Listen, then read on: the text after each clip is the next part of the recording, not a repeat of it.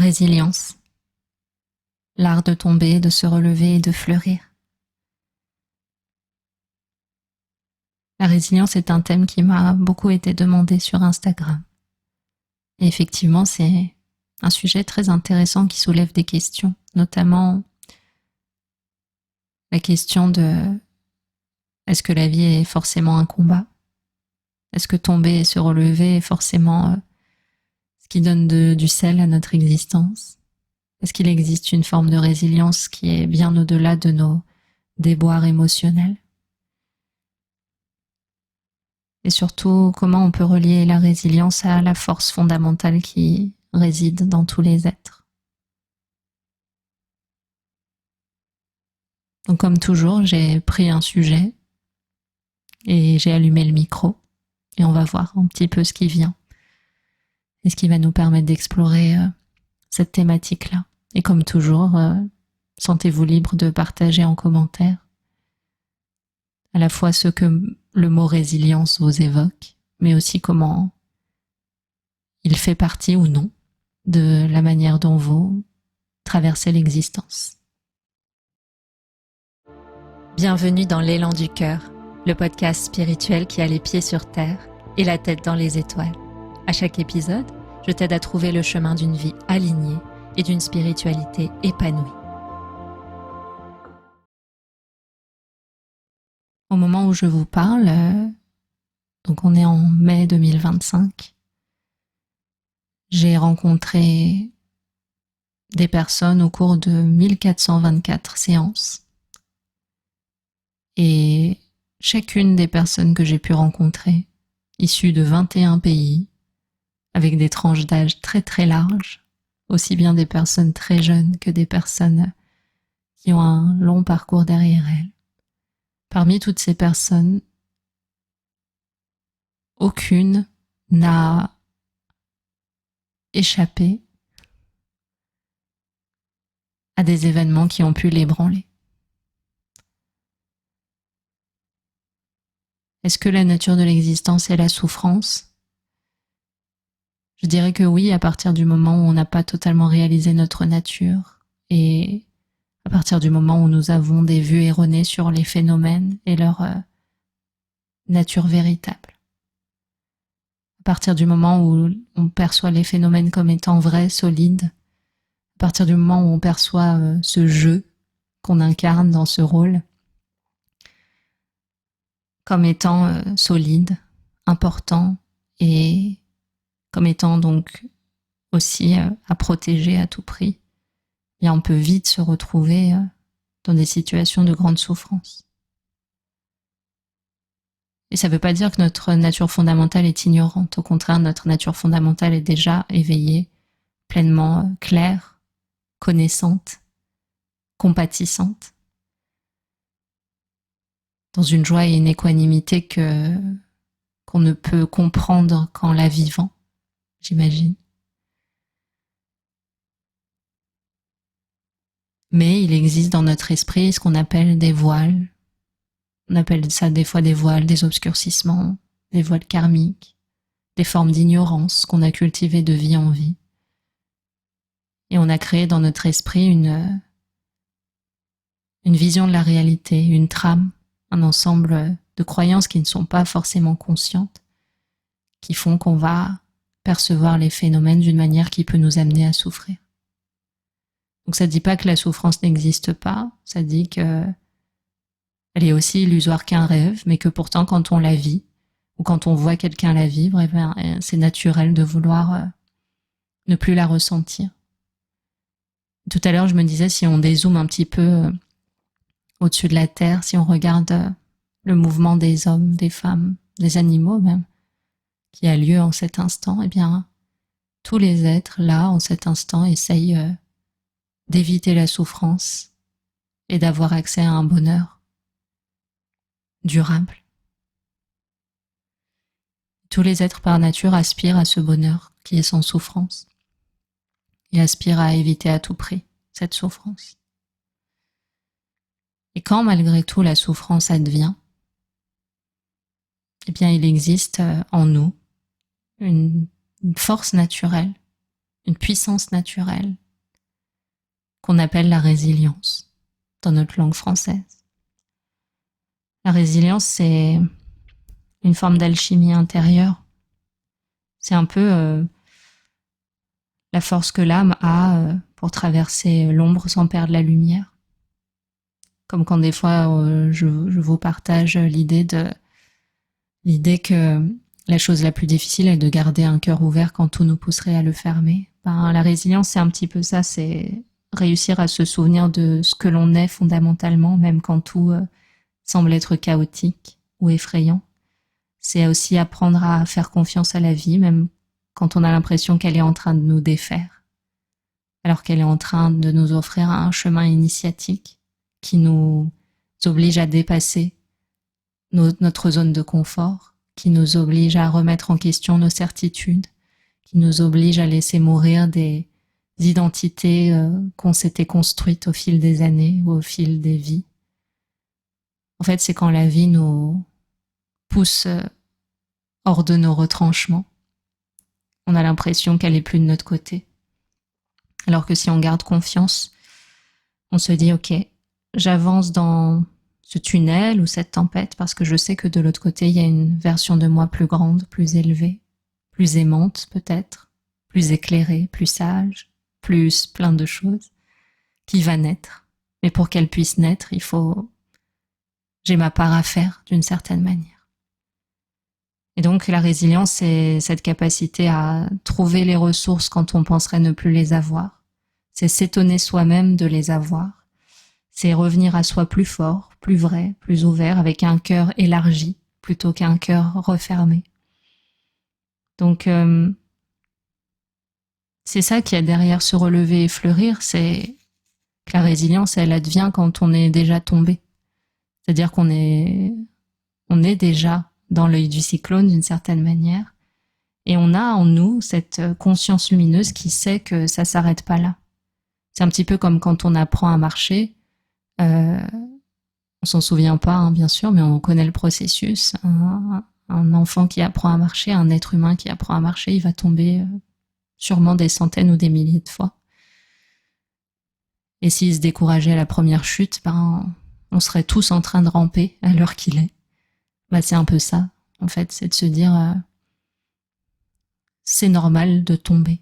Ou en tout cas, c'est normal d'avoir l'impression de tomber, parce que parfois, ce qu'on appelle chuter, tomber, échouer, c'est la plus grande bénédiction qui soit. Ça nous permet d'aller directement là où on a besoin d'être. Ça nous permet d'éviter des situations qui nous auraient été néfastes. Ça nous protège aussi parfois de mésaventures. Mais nous, on le voit pas comme ça, parce que avec notre mental, on a des plans tout faits. On se dit, pour que ça se passe bien, il faut que ça se déroule comme ça. Pour que ça veuille dire que j'ai réussi, il faut que ça se déroule comme ça. Il faut absolument que j'évite telle situation ou telle sensation ou tel déboire parce que je pense qu'en nous, il doit y avoir un doute sur le fait qu'on sera capable d'affronter ça. Alors qu'en fait, quand ça advient parfois, même une chose qu'on redoutait, on peut être étonné des ressources qu'on a pour y faire face ou même se rendre compte qu'on le vit bien. Et au contraire, on peut parfois se retrouver face à des grandes épreuves dans l'existence qui nous échappent totalement parce qu'on n'a pas le contrôle dessus ou parce qu'elles concernent des personnes qui ne sont pas nous, des choix qui ne sont pas les nôtres. Et là, on peut être étonné à quel point, de voir à quel point ça nous ébranle, ça nous met à terre.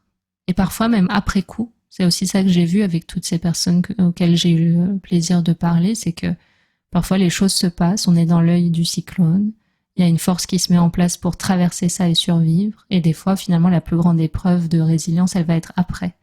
Parfois des mois après, parfois des années après, de se rendre compte, ok, j'ai vécu ça, quand j'étais dedans, j'ai un petit peu fonctionné en automatique, mais maintenant des années après, en fait, je me constate tous les mécanismes de protection, tous les mécanismes de survie que j'ai mis en place pour traverser tout ça. En fait, ils continuent à m'impacter. Et la résilience, c'est aussi ça, c'est si j'ai été obligée de fermer mon cœur pour traverser tout ça, comment je le réouvre maintenant quand même? Comment j'apprends quand même à refaire confiance aux autres, à refaire confiance à la vie. Même en ayant traversé ça, comment je continue à apprécier le voyage, La vie étant un voyage dont on ne connaît pas la destination. Même en ayant vécu tout ça, comment je continue à faire confiance aux êtres humains, alors quand bien même ils m'ont fait mal, quand bien même certains m'ont fait mal, comment je continue à voir ce qu'il y a de bon dans les êtres, comment je continue à apprécier le fait que ma nature est fondamentalement compatissante, aimante, et comment je garde le plus haut pouvoir qui existe en moi, qui est celui d'aimer, comment je le garde intact dans un monde qui parfois peut m'effrayer ou m'ébranler, comment je garde cette force et cette stabilité, et en apprenant à le faire, quelle grandeur je laisse naître en moi. Ça, c'est une partie de la résilience, effectivement.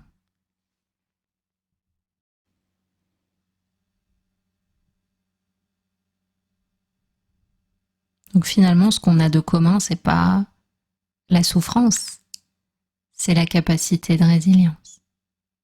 On l'exploite chacun à la hauteur de ce qu'on est capable de vivre en cet instant. C'est toujours juste, c'est toujours quand la conscience est prête. Mais effectivement, quand on est tombé, on a été totalement défait de nos repères. On a été obligé de rencontrer nos peurs, une solitude. Ça a pu réouvrir des blessures qu'on avait, ou en tout cas des blessures auxquelles on s'identifiait très fort. Mais dans cette forme de silence, dans cette forme de, des fois, sidération, dans cette forme d'incompréhension, il y a quelque chose de sacré qui se passe. Il y a comme une graine qui se plante en nous. Et la résilience, c'est au lieu d'adopter la fuite, le déni, on va arroser cette graine, se dire, derrière ce qui se passe là, il y a une occasion pour moi de croître. Donc cette graine, on va l'arroser. C'est la graine en fait un peu d'un futur nous, comme je disais tout à l'heure, c'est un peu le futur moi, plus lucide, plus vrai, plus aligné, plus aimant. Et la résilience, en fait, c'est pas oublier ce qui s'est passé, c'est pas effacer, c'est pas faire semblant. C'est vraiment plus transmuter, c'est-à-dire quel enseignement je tire de ce qui s'est produit, sans avoir à poser une étiquette émotionnelle sur ce qui a eu lieu, ou sur ce que j'ai vécu intérieurement. Ce n'est pas toujours un événement très marquant, mais ça peut être vécu de manière très forte, cette chute. Au moment de se relever, il y a ça. C'est ok, j'étais plus debout sur mes jambes, mais là, je me remets sur mes jambes. Et juste avant que je tombe, où j'en étais, maintenant que je suis tombée, où j'en suis, et maintenant que je me relève, vers quoi je vais.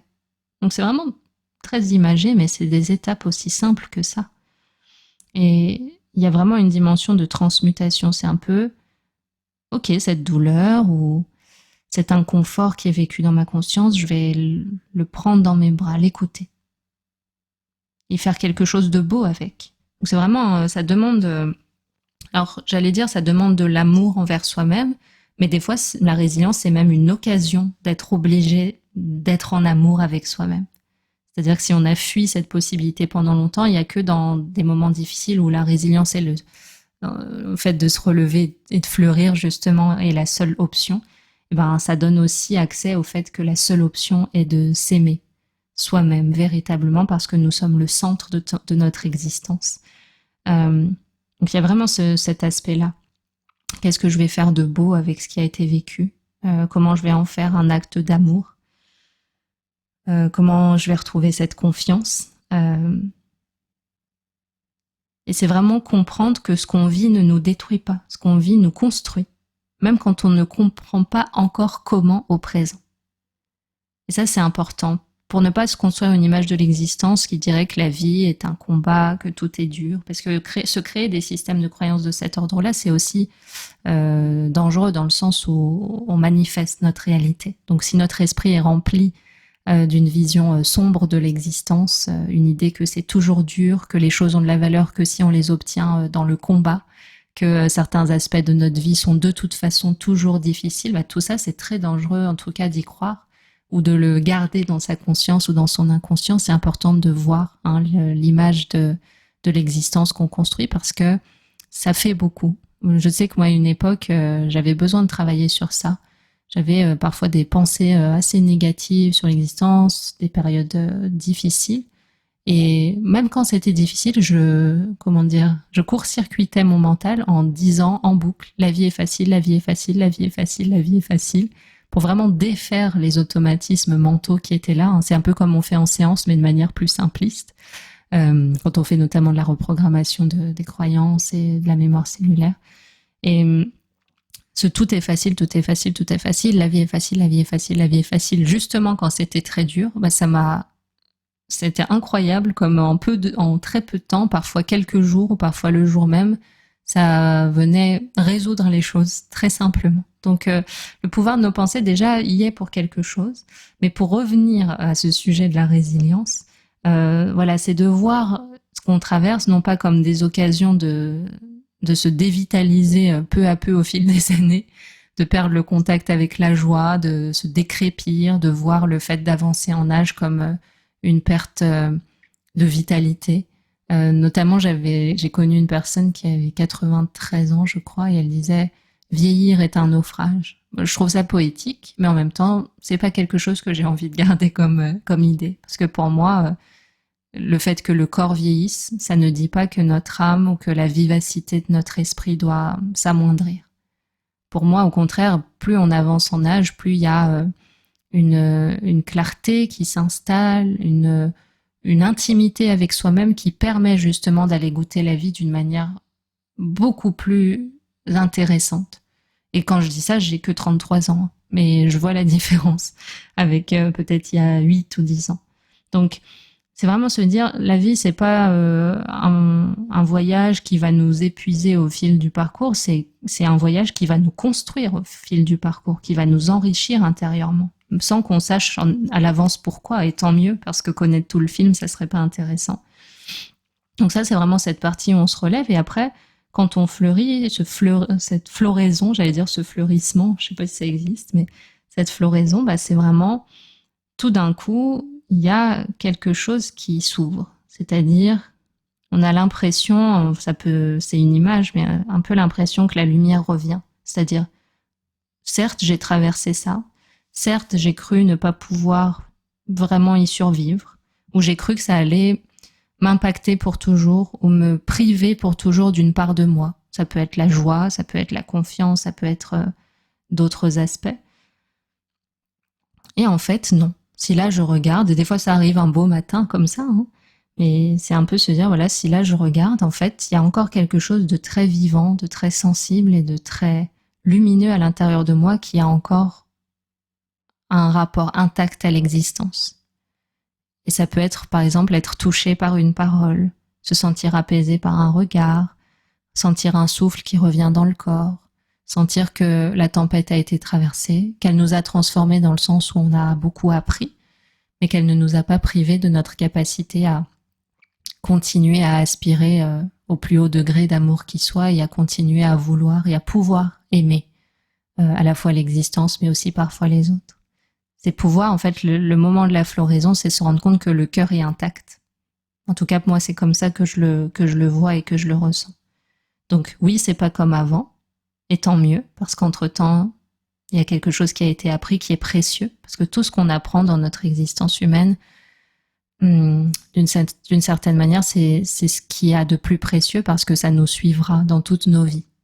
Chaque petit grain de compassion, d'amour, de pardon, de sagesse, de toutes les qualités qu'on peut faire grandir en nous dans ces temps d'épreuves, et aussi dans les moments faciles, c'est pas que les épreuves qui nous apportent tout ça.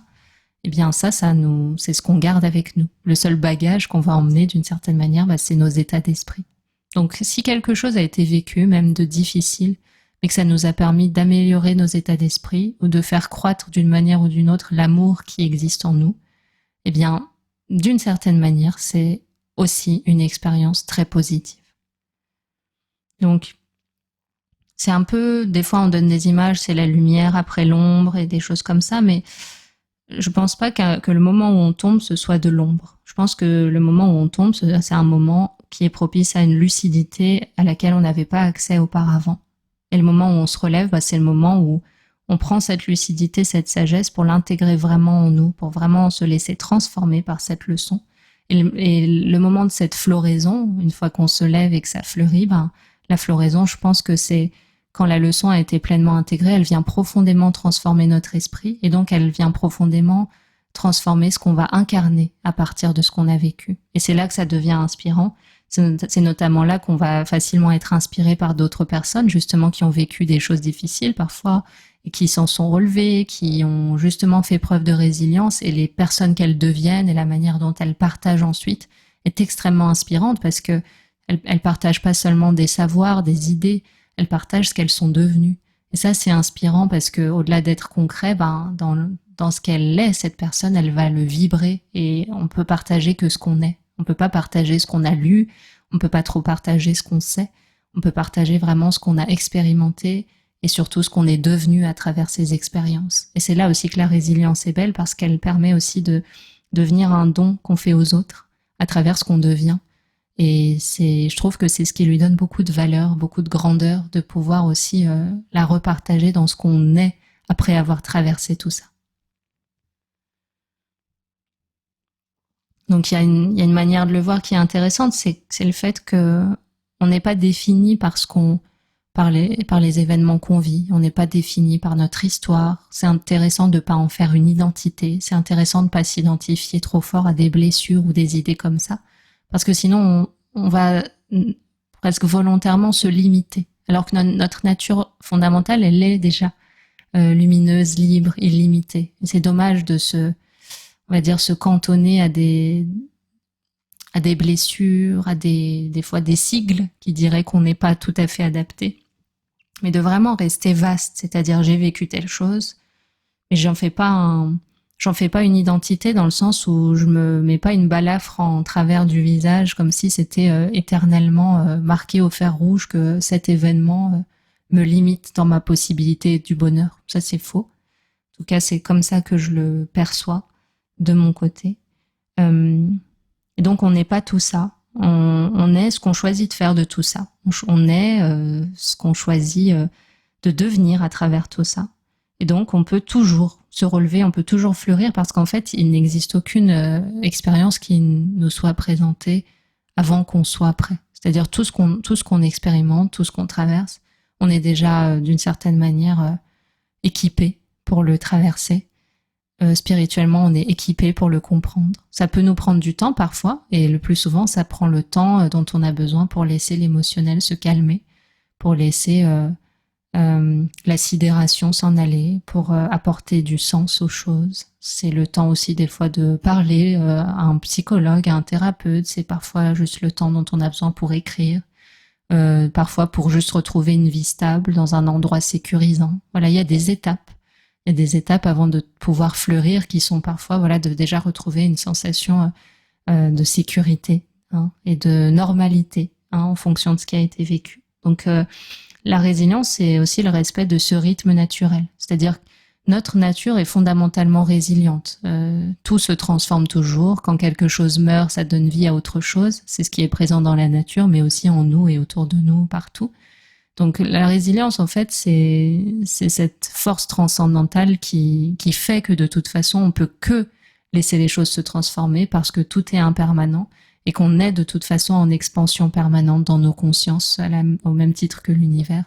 Donc c'est pas comme si on activait cette force, c'est juste que en fonction de là où on en est et de ce qu'on a à vivre, eh bien, on va passer plusieurs étapes, passer à travers plusieurs cycles parfois avant de pouvoir vraiment en goûter le fruit. C'est-à-dire que la résilience, c'est un processus comme on l'a décrit, le moment où on tombe, le moment où on se relève, le moment où on comprend, le moment où on devient une nouvelle version de soi, le moment où elle devient vraiment concrète dans ce qu'on incarne, le moment où on la laisse aussi se propager dans nos échanges avec les autres. Tout ça, ça peut prendre un temps qui varie.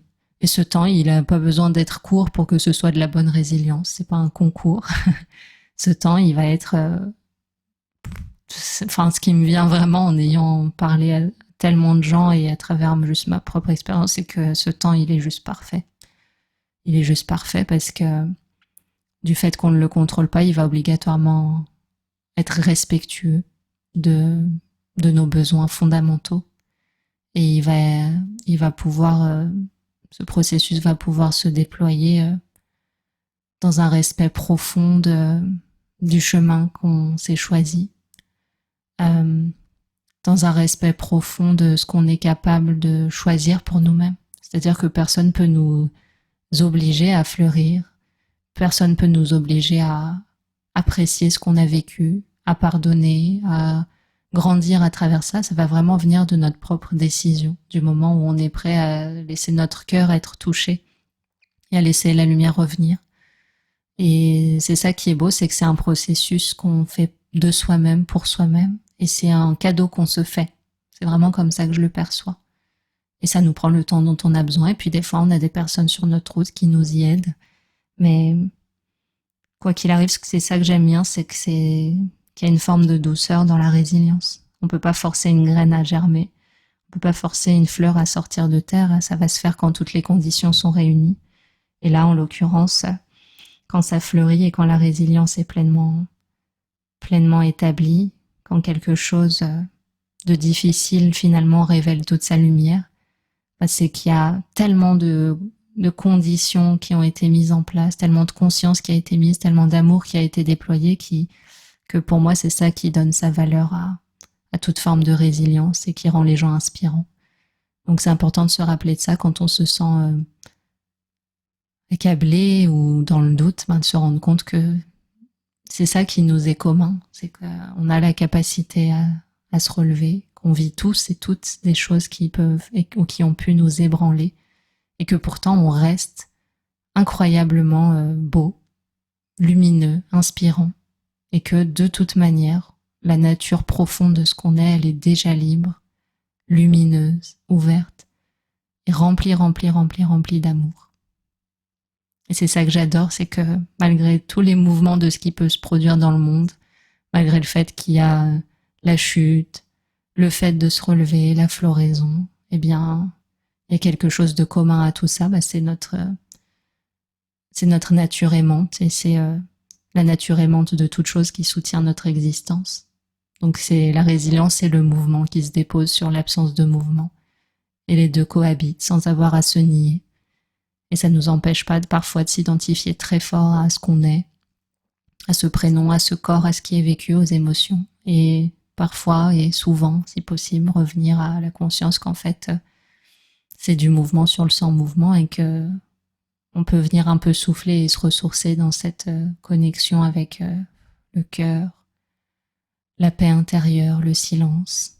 Et après, quand même, se laisser tenter par l'idée d'aller apprendre un petit peu plus de ce qu'on vit sur le plan relatif pour que ça puisse nourrir notre âme et faire que dans cette vie et dans les vies suivantes, on soit de plus en plus dans une ouverture du cœur vaste, infinie, qui nous permet de nous libérer définitivement de la souffrance, mais aussi d'aider les autres à le faire. Donc tout ça, que ce soit la lumière, l'ombre, la résilience, le combat, la fleur, la graine, tout ça, c'est des manières dont l'amour se déploie, et je trouve que c'est ça qui est incroyablement inspirant. Merci d'avoir été là jusqu'à la fin de cet épisode. J'ai eu un grand plaisir à vous parler aujourd'hui, et j'ai hâte de vous retrouver peut-être bientôt pour d'autres podcasts, d'autres vidéos. J'aimerais bien aussi refaire un film. J'y réfléchis, mais c'est quelque chose que je laisse mûrir et venir naturellement. Et n'hésitez pas à me dire en commentaire s'il y a des sujets ou des formats ou même des événements que vous aimeriez qu'on partage ensemble. Ce serait avec plaisir de pouvoir lire vos suggestions. Et en tout cas, prenez bien soin de vous et prenez soin de la vie tout autour. À bientôt.